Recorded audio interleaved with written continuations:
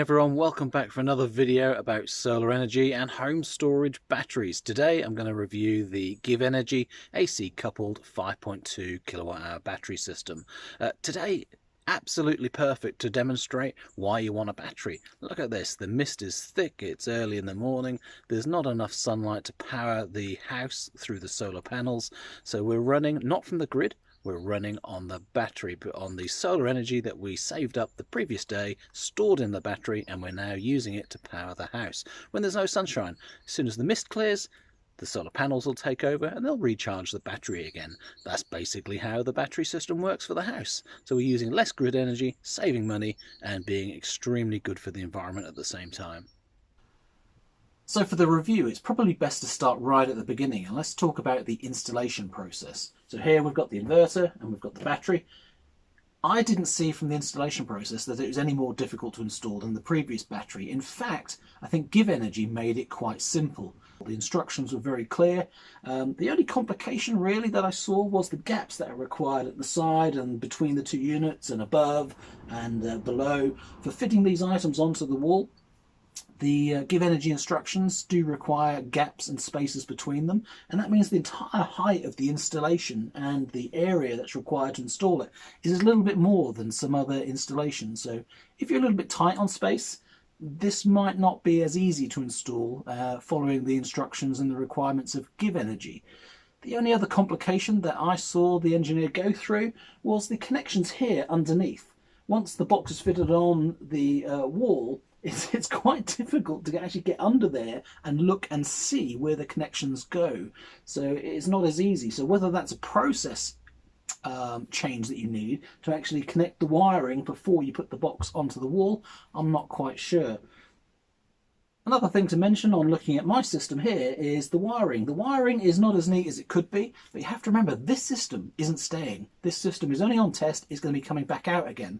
So there wasn't a lot of need to go through and make everything as neat and tidy as it can be. For a proper customer install, I think you could tidy these wires and make them look a little bit neater.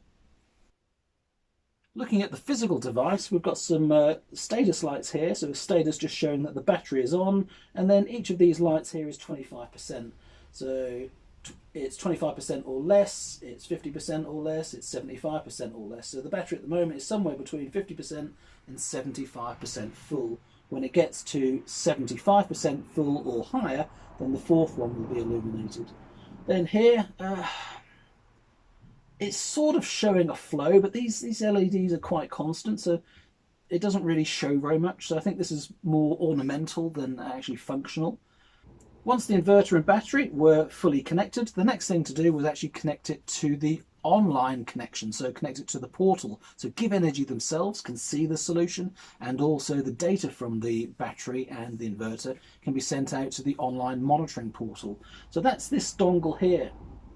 So basically there's a process to connect it to the dongle, to set it up here so that it can see your broadband network, and you give it the password for your broadband network at home.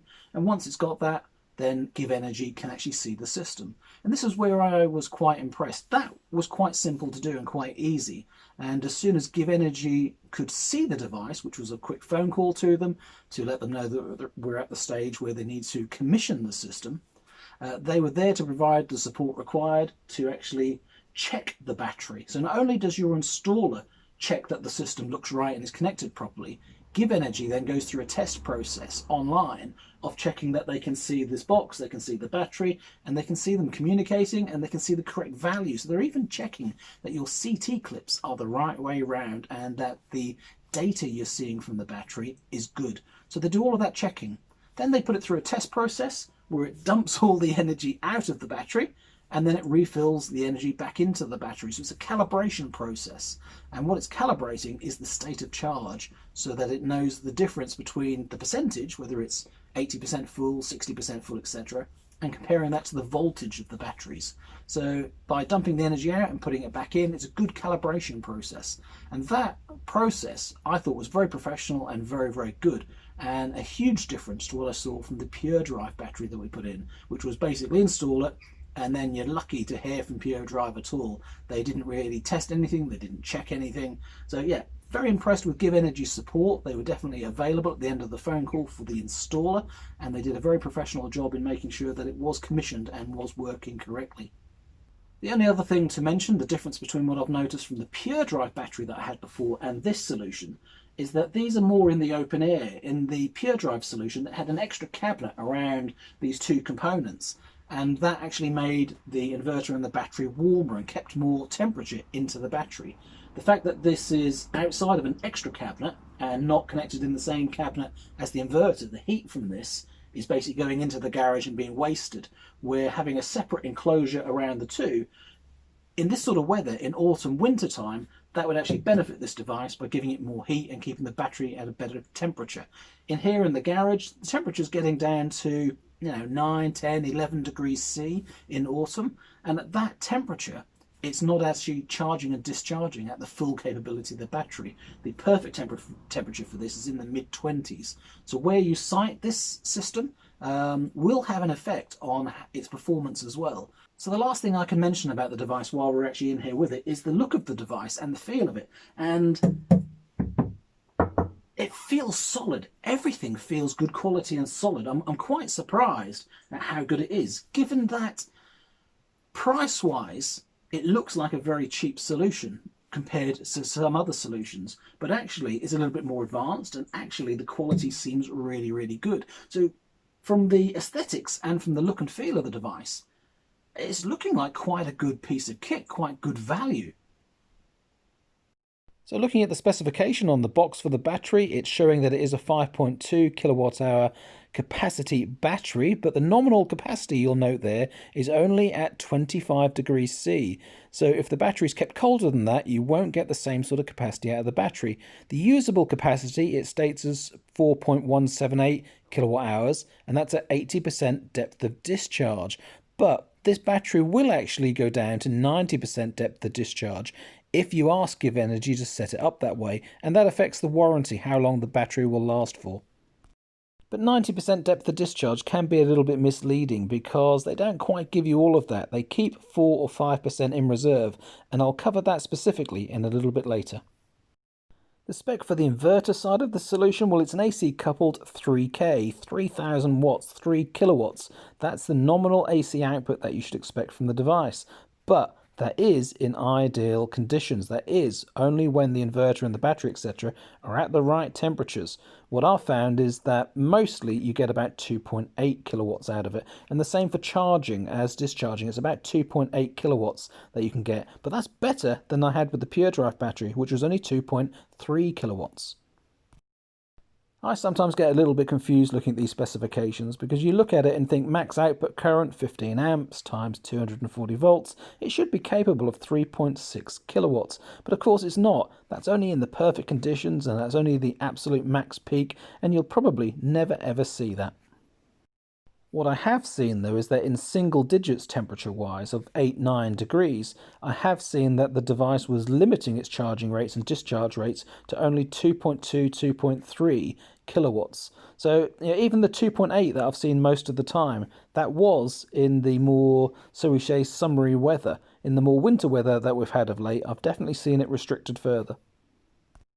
So looking at the key items for this system, yes, it can be retrofitted to an existing solar system. So I've got a solar array on the roof and I'm retrofitting this into it. I don't have to install it at the same time as solar panels. You can add this battery solution after the event. You can charge the batteries directly from the solar PV. Yes, that's the default mode, so that the battery charges from solar during the day and then at night it automatically discharges the battery. But there are also some other settings. You can have the system charged from the grid overnight as well, with a timed setting. So in addition to charging during the day from solar, if it's winter and you're not going to fully charge the battery, you can charge overnight also from cheap electricity if you're on something like the Octopus Agile tariff. And the settings here allow you to charge at a particular time from start to end, and also up to a particular battery percent. So you might only want to, say, half fill the battery and leave the other half to fill from solar during the day. It's quite a good flexible little system. There are also other charge modes where you can charge the battery but not discharge it, not give out the energy from the battery until a more critical time. So if you define the time when electricity is the most expensive, for example, you can save the energy and only use it at those times. So again, another good flexible system. What will be a winner for many people, though, is this system's ability to integrate with Octopus Agile, the agile electricity tariff that charges you based on the wholesale price at that time in half-hour periods. So sometimes during the night, they could actually pay you money for taking energy off the grid and storing it into your battery. And this system will automatically work out the cheapest time to take the energy off the grid because it's already looking at the prices in advance and using those prices to determine when you should or should not charge the battery. And also, if you're on the right export tariff, it can look at when to discharge the battery, not so that you use the energy in the battery for powering your house, but save it and send it back out to the grid, export it and be paid for sending that energy out to the grid as an income. I think this is the sign of the times, and this is what we're going to expect more of. There will be more energy tariffs that will give you different values for when you take energy off the grid and also pay you different values when you send energy out to the grid. So with more options for that, you're going to want this sort of automation, and I think it'll be standard for a lot of batteries that are released into the future. So this is good to see with the GivEnergy solution. It's up to date, it's current, it's quite advanced. I'll talk about the online monitoring last. So the next thing to discuss here, it says designed to be lightweight and compact to maximize self-consumption and minimize imported electricity. Well, that might be the design intention, but I'll confess, this system doesn't seem to be that lightweight and doesn't maximize it as much as it could and as much as other battery solutions. What I've seen with this system is that it's importing more energy than the pure drive battery did, and it's also exporting more energy than the pure drive battery did. So in its balancing, trying to get to absolute zero and not use any additional energy, it's actually wasting some energy, bringing some in, and it's wasting some energy sending it out. And that makes it less efficient overall, because it doesn't matter how cheap the battery is for how many kilowatt hours you're buying. If it's wasting some and it's drawing some from the grid, then you're losing some of that value. So if we look at a few example days, this is my solar edge inverter status, and what I can see here is the grid import energy and export energy, and it's about a tenth and a half coming in from the grid every morning between midnight and 6-7 o'clock in the morning, but we're also exporting about a tenth of a kilowatt hour as well. Now I know a tenth doesn't sound like a lot, but if you put the smallest battery on this system, a 2.6 kilowatt hour battery, then you're already losing 20% on depth of discharge. You're also going to lose another 5% on that export. It's exported 5% of the battery every night. So your value that you're getting for the battery and the amount that you've got that's usable is less as a result. What I saw with my pure drive battery, which used a Victron inverter inside, I could get those values a lot lower. Probably a third to a quarter of the amount of energy that was being imported and exported. This chart, I think, shows it quite well. It's showing grid energy, the amount of energy I'm drawing from the grid on a daily basis. On the left-hand side of the chart, those data points are from the pure drive battery when I had the Victron inverter and pure drive battery installed. And over a 24-hour period each day, I was probably only using a tenth to 2/10 of a kilowatt hour for the entire day. Then you've got in the middle there those really high spikes. That's where the battery was removed and we installed the GivEnergy battery, and we had to do the commissioning, so emptying the battery and filling it back up. So more grid energy was used. But then the data points that follow are all much higher, aren't they? They're all 0.5, 0.6, 0.7 of a kilowatt hour every single day. So 3 or even 4 times as much as we have with the pure drive battery. Now, I'm not saying this GivEnergy solution is awful. What I'm saying is not best of class. There are probably other battery systems that also use half a kilowatt hour every single day. Now those spikes there that are going above 2 kilowatt hours, that's basically where the battery ran out, where we didn't have enough solar energy the day before, didn't fully charge it, so the battery ran out overnight and we had to use more energy from the grid. Okay, going back to the brochure then and the specifications, it's talking about monitoring home usage with the integrated smart metering for an accurate reading. So it talks about a class 1 meter that it's using, and because of that meter, you're getting very accurate readings.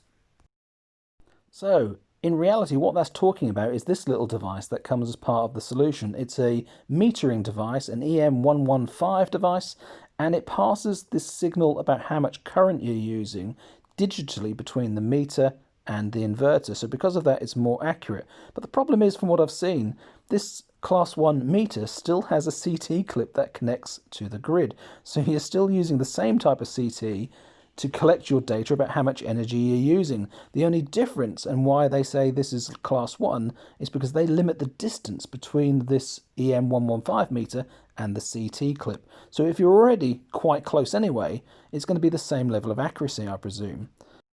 What I find a little bit disappointing is the impression you get is that it's going to be extremely accurate because of this. But when you look at graphs like this and you find out that they're only plotting instantaneous measurements every 5 minutes, so it's not what happened inside that 5 minutes, but only what was visible at that exact time they took the measurement, then the graphs aren't particularly accurate. Within that 5 minutes, you could miss all sorts of things happening.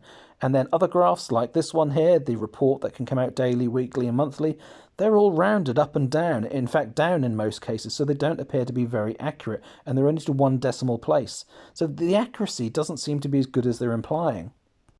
So looking at last month as an example, if I look at the actual house meter, we consumed 27 kilowatt hours between the first and the last day of the month of October. But GivEnergy reported that we only used 20 kilowatt hours, so it underreported. The Solar Edge app reported the other way round. It reported 33.9 kilowatt hours, so it over-reported slightly. And then the MyEnergy app, well, that reported 55 kilowatt hours, so that definitely reported more than we actually consumed, twice as much in fact. So taking into account all those things, the samples every 5 minutes, the rounding and the inaccuracy of grid usage, I wouldn't say that this was more accurate using its Class 1 meter than the last solution that I tested, the Pure Drive battery with the Victron inverter. That to me seemed a little bit more accurate. The report capability is quite good though. You can go into the online portal, which I'm using on the web browser because I don't have an iPhone, and apparently you can look at this on an iPhone as well. And you can look at any day, week or month, etc. So you can get a report on what has been happening energy-wise, and it produces this type of a report. As I said, these numbers are rounded, but the quirk with this information is it reports on your energy consumption for your house, for your solar system and what you've consumed. What it doesn't give you in any of these reports is how much energy you've put into the battery and how much energy you've put out of the battery. And that I find a little bit odd, that they're not reporting on their own information, they're reporting on the rest of your system. These reports can be set up to automatically be emailed to you at a particular time of day. So again, that getting automated emails with these reports in is quite a nice little feature. The main overview page is full of information, but the more you look at this page, the more you notice the amount of white space. It's not very well organized, and there's a lot of scrolling up and down to look at your data through lots of white space. It could be much better organized, and it starts right at the very top with a date saying last updated, a date and time, whereas you think that's the date and time for the last refresh of information, but it's not. It's the time that the weather report at the very top was updated. So you have to get that right. The time in that first section is just for the weather update.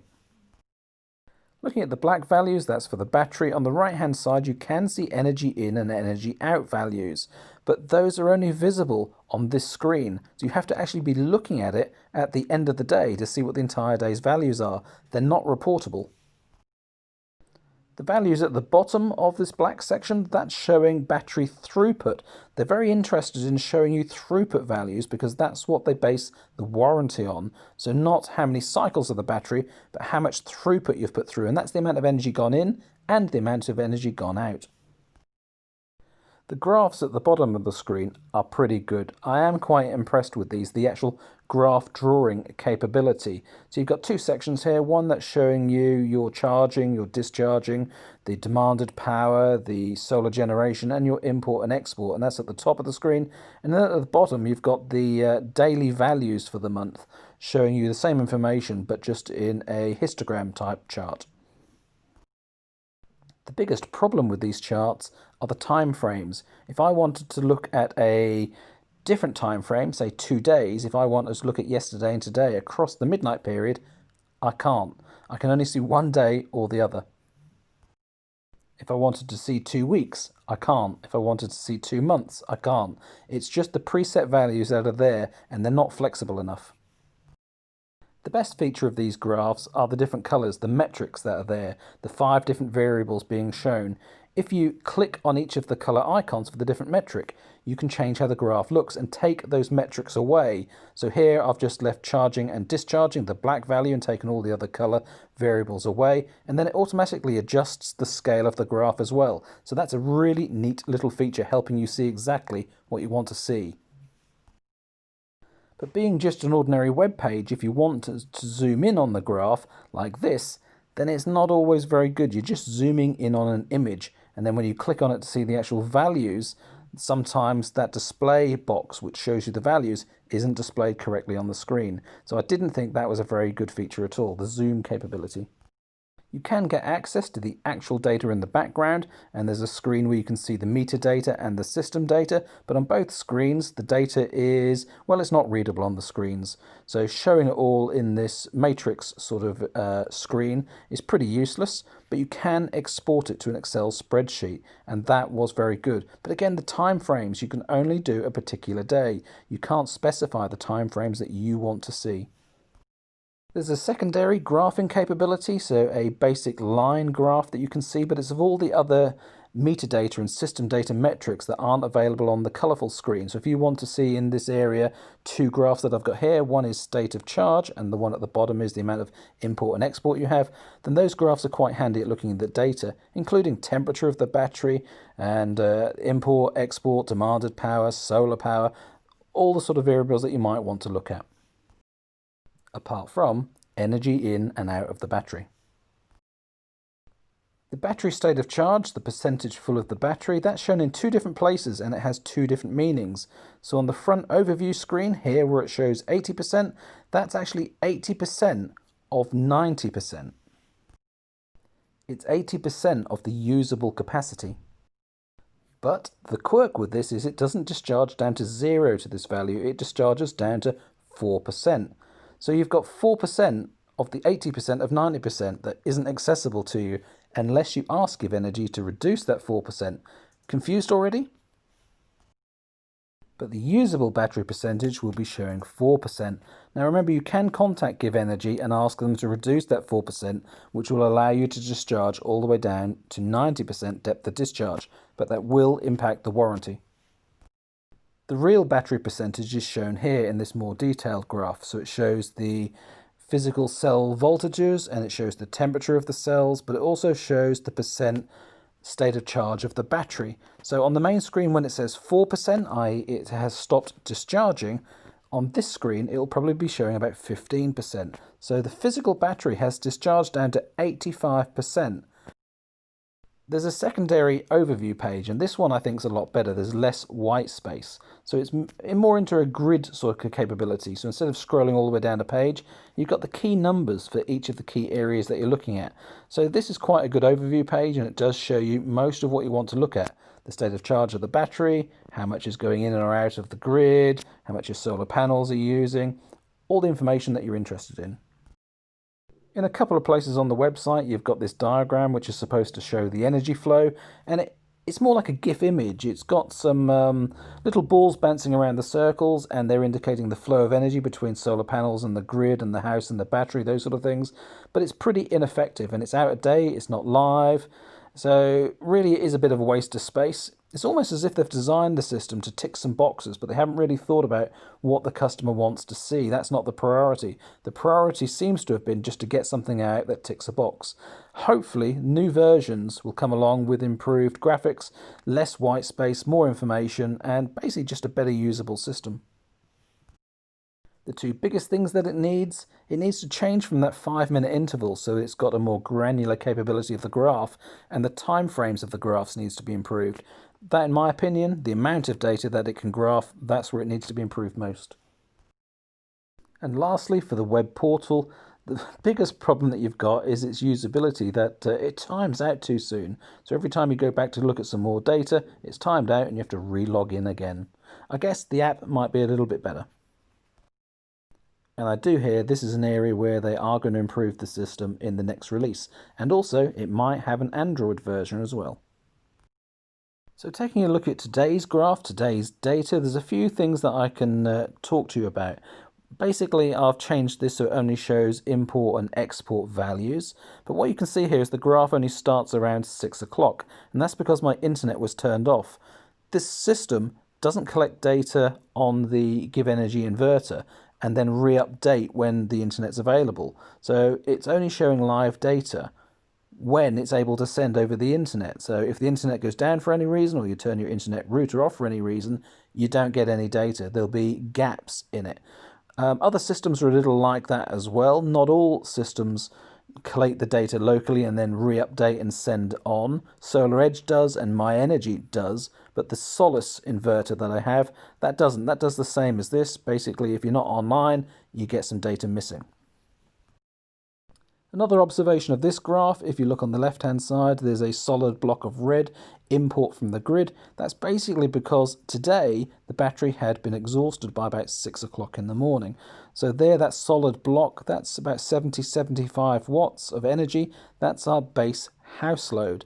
If you then look through the rest of the graph of the day, you can see that we're spiking and using grid energy to that same sort of level.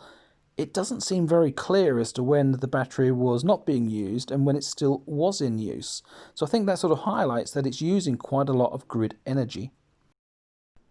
And the same for export. All the yellow that you can see there is exported energy to the grid. Yet, at the end of the day, I haven't had the battery full. The battery never filled up during the day. And also, I have the Eddy device, the MyEnergy Eddy device, that has another 3 kilowatts of power going into our hot water potential. So I shouldn't have had any export at all. There was something there all the time to soak up that solar energy.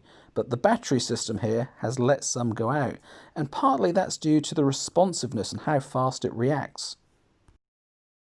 I moaned about the Pure Drive battery that I had previously, saying it could take up to 16 seconds to react to a new demand on the house load. So when it starts to react, it might be a smaller amount of time, but by the time that it's actually delivering the whole 1 kilowatt or 2 kilowatt load that's required, it does it in steps, in stages, and therefore it can take up to 16 seconds to fully respond to a change in demand. This system I've tested and I've checked how many seconds it takes. Sometimes it's about 15, 16, sometimes it's a little bit more. But the biggest difference I've seen is when it changes mode. For example, when you've been charging the battery and it's up to 100%, and that first moment where it wants to start to discharge, sometimes it takes an inordinate amount of time before it reacts and starts to draw energy from the battery and change from one mode to another. So sometimes you see big blocks of export or big blocks of import from the grid. I did ask GivEnergy how quickly it reacts, and they've told me that it's checking the grid twice a second. Now, twice every second might seem like a small amount of time, so quite good, but in computer terms, that's quite a large amount of time. It should be in milliseconds. So overall, I'm thinking that this isn't a very responsive system, and that's part of the reason as to why we've got so much export and import. So the big question is, would I recommend this system? And partly the answer to that is yes. When you look at the battery prices here, they look quite good, and they're nice and granular at 2.6, 5.2 and 8.2. The cheapest per kilowatt hour there is obviously the 8.2 kilowatt hour. So price-wise, it looks quite attractive. So long as you factor in the amount of energy you're going to be able to discharge from the battery, the depth of discharge you're actually going to get to use, and of course the inefficiency. For the full system there, the 3 kilowatt AC coupled inverter with the 8.2 kilowatt hour battery at 3146, that'll be plus install as well. That doesn't seem like too bad value. I've seen online elsewhere other people advertising about £4,400 for that same solution installed. That's not too bad value. But if you add a second 8.2 kilowatt hour battery and a second 3 kilowatt inverter, then that brings you up to a spec of a Tesla Powerwall 2. It's about the same actual capacity because the Powerwall 2 is 13.5 kilowatt hours usable, and you're going to get the same sort of 5 kilowatt output of the system and charging rates as well. But the price then will go up to, well, I reckon it's within about £1,000 of the Powerwall 2. So it looks cheaper when you're buying less kilowatt hours of batteries, but by the time you add it all up and compare it to a Powerwall 2, the Powerwall 2 looks quite good value. But I guess that's because you're happy to pay, you know, £800, £900, £1,000 more to get that Tesla brand and some of the automation features that comes with it, and also the gateway too. Unless the graphical interface improves and the amount of data that you're seeing there improves, I don't see this as an ideal system for people like myself that like efficiency, like data, like analysing the system and want to watch it quite a lot. And the reason I say that is because I think you'll be quite frustrated with it. It looks quite good to start with, but after a while you'll stop wanting to look at the system because it's only updating once every 5 minutes and it's not totally accurate. Again, for someone like myself that wants to use as little grid energy as possible, I find it quite annoying that it's wasting some, so I don't think this is the long-term system for me. I see this system more suited for somebody that wants a cheaper headline figure for installing a battery, they want the functionality of it, and they want to reduce the amount of grid energy that they're using, but they're not really fussed about that half a kilowatt here and there. It might suit somebody that's a higher energy user than myself, but also it'll suit somebody that doesn't really want to look at that interface. They want to install it and forget about it. But that's just my opinion. Obviously, for different people, you might have different requirements, you might have different thoughts. It might suit you more than I'm implying. So have a look at the detail, but I hope this video's helped. I hope some of my insights and some of my thoughts help you consider this system. I'm sure it will suit somebody, but I don't think this one will be for me. As always, thanks for watching. I hope you enjoyed it. I hope there was something there that was useful for you. So please click like if you did find it useful, and more videos to come, more solar energy, more battery storage solutions. Hopefully it'll be a Solace inverter next time round, but I'm not sure how many weeks or months away that will be. This GivEnergy device will be here for a little bit longer. And of course, more videos to come on electric cars, including my Mini Electric. Take care, stay safe, and see you again soon. Bye for now.